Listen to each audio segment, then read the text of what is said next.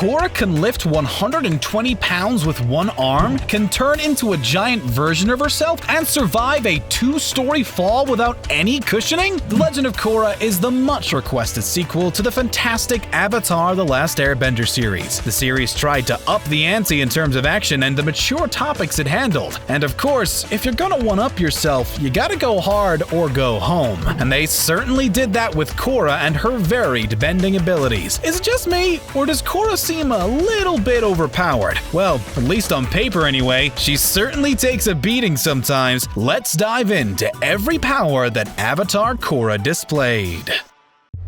Korra can take a blow. Like, if you're gonna be Avatar, you gotta be able to take a mountain to the face and get back up again because no one is gonna give you any slack. She's been a part of the Pro Bending League, been suffocated, even survives what we assume is mercury stuck in her system, which to a normal person would have caused brain damage and permanent motor skill malfunctions. Of course, with all of these, it's sorta hard to tell when something is being affected by the Avatar state or bending. So let's take an example where it's clear she's using neither. During a fight against Kuvira in Book 4, Korra gets knocked off balance mid-air by some earthbending. Korra does nothing to soften the fall, lands straight on her back, and tumbles the rest of the way. Let's measure exactly how far she fell. Kuvira is assumed to be around the same height as Korra, which is 5'7". If we use her as a measurement to see how far away from the ground the moment of impact is, we can see that Korra is roughly 22 feet 4 inches off the ground when she starts to fall. That's around the height of a 2-story house. And that isn't soft grass she's on, and she falls right on her back. Any average person who jumps from that height would break their legs without any kind of falling technique. This fall alone could have paralyzed Korra. Maybe people in the Avatar universe just have stronger skin than the rest of us. I don't know. Maybe something like plot armor. Korra's journey to becoming a master of the 4 elements was a lot quicker on screen than Aang, the previous Avatar's journey. While across the entire 3 books we saw Aang learn the 4 elements, Korra jumped straight out of the gate as a child, being able to use 3 of the elements: fire, earth, and water. And after we see this small snippet of her childhood, we jump straight into Korra when she's 17, having already a substantial understanding of using the 4 elements in a combat setting. Korra is shown being able to perform techniques we've only seen from expert-level benders before. Things like creating blowtorches out of her firebending, and even using firebending as propulsion to fly. The role of the Avatar is to be the gateway between the spirit realm and the physical plane. As such, Aang found himself dealing with many spirits, including the terrifying Ko the Face Stealer. Korra, however, took it up a notch with a slightly different approach. One of the biggest limitations Aang found while in the spirit world was that he couldn't bend. Korra, however, could. Korra goes back and forth between being able to connect to her spiritual self, though. Through many points in the series, Korra has to meditate to travel to the spirit world. After surviving a near-death experience at the hands of Zahir, she is too traumatized to reach that far into herself. It's not until she confronts Zahir again that he coaches her into facing her trauma and regaining the ability to travel to the spirit world. Spirits were a big factor in The Legend of Korra, more than they ever were in The Last Airbender. Spirit bending is one of the most interesting abilities to come out of the sequel series. It's an advanced method of water bending demonstrated initially by Unalaq, Korra's uncle. When a dark spirit began attacking the Southern Water Tribe, Unalaq used spirit bending to take the negative energy held by the spirit and turn it into positive energy, therefore allowing the spirit to pass. Because spirits aren't entirely physical beings, they aren't well affected by other types of bending. It's like the first law of thermodynamics. Energy cannot be created or destroyed, only transferred. As such, the only real way to pacify and end the destructive cycle of a dark spirit is to eliminate or convert the negative energy. Korra goes on to use this skill she learned from Unalaq when dealing with spirits and spiritual energy in the future.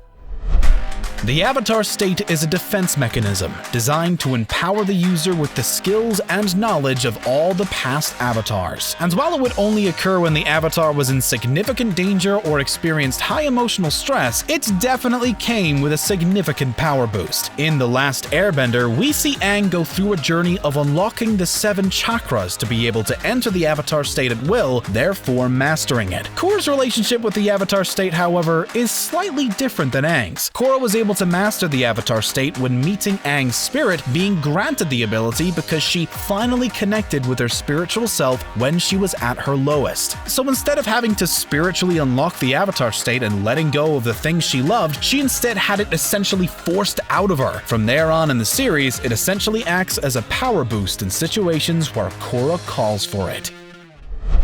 We've already established that Korra has a lot of abilities and powers, like an insane amount. But what if I told you she can also take people's powers away? Like, damn, Korra, leave some powers for the rest of us! Energy bending is the art of bending someone's life energy, which can remove or restore someone's bending abilities or even impart knowledge with them instantly. Aang learned it in his search for a way to pacify Fire Lord Ozai without killing him, and he did just that. There's an important distinction to be made, however, between the removal of bending done by Aang and Korra and the type Amon uses in Republic City. You see, what Amon is doing is not energy bending, but an advanced form of water bending. Amon uses blood bending to allow him to sever an individual's bending connection by blocking their active chi paths, much in the same way we see Ty Lee using chi blocking to disable benders in The Last Airbender, but a lot more permanent. Korra learns energy bending from Aang while unlocking the Avatar state, and she uses it to restore the bending of everyone affected by the Equalists.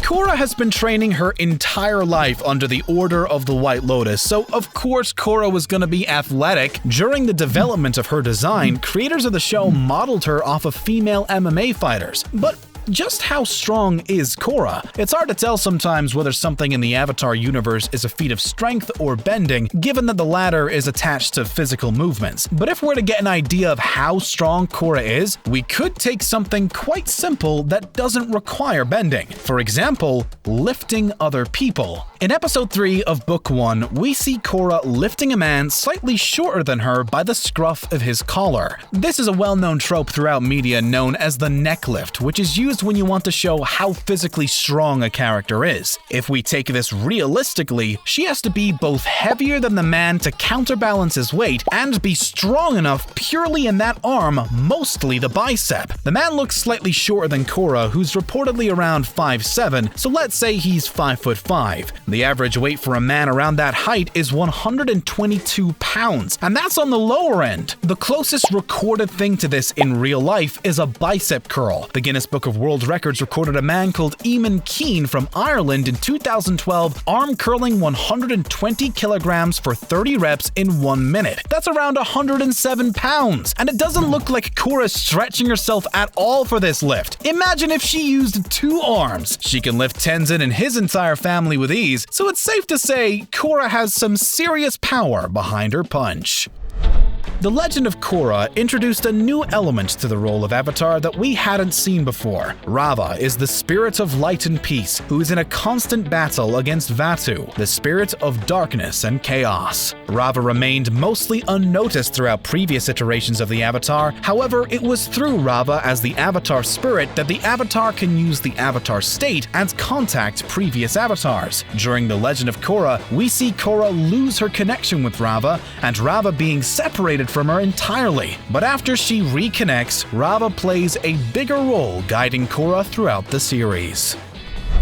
Korra has shown throughout this list that she has a lot of powerful abilities. But see, she isn't just able to bend huge structures and take huge hits, but she also pays attention to the details. Throughout both Avatar series, there are certain subsections of bending that are only available to benders specialized in the art. Stuff that leveled the playing field in terms of abilities back in The Last Airbender. Aang was able to bend entire planes worth of elements, sure, but Katara knew how to heal, Toph knew how to metal bend, and even certain firebenders knew how to create lightning. While these techniques were secret or relatively new when Aang was alive, these abilities became a lot more widespread in Korra's time. As such, Korra is able to learn these abilities from masters, such as healing from Katara and metal bending from Toph or her descendants. This may mostly speak to her having more time to learn these abilities, as Aang had to master all of the elements in less than a year.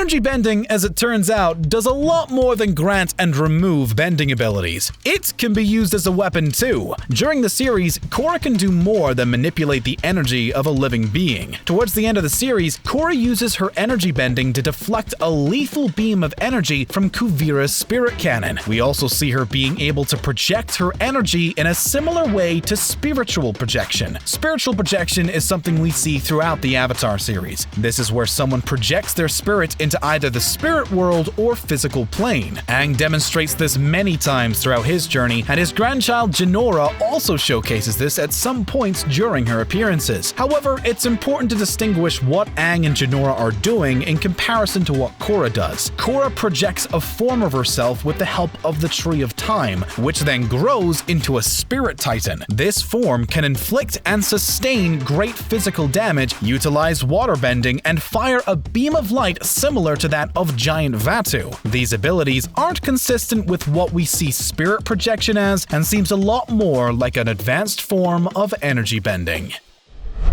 And there you have it. Korra is a powerful character. What do you guys think? Leave us your thoughts in the comments below. Be sure to like and subscribe for more content like this in the future. Thank you, ScreenRanters, and we'll catch you next time.